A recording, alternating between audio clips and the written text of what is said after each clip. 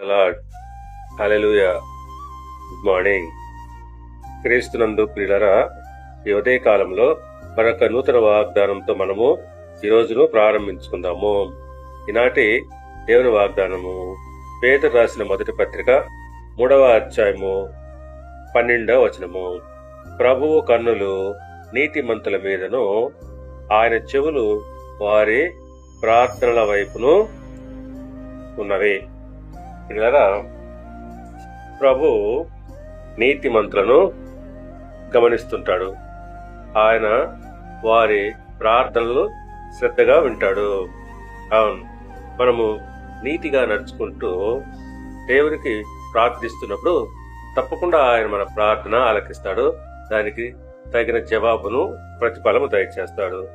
అదే ప్రకారంగా ఆయన కీడు చేయు వారికి విరోధంగా పనిచేస్తాడు. కాబట్టి పిల్లరా, మనము ఎవరికి ఎటువంటి కీడు చేయకుండా మనము మేలు చేయు వారముగా ఉండాలి. నీతిమంతుల ప్రార్థన వైపు ఆయన చెవులు ఉంటాయి. దేవుడు మిమ్మల్ని దీవించి ఆశీర్వదించి వర్ధిల్ల చేయును గాక.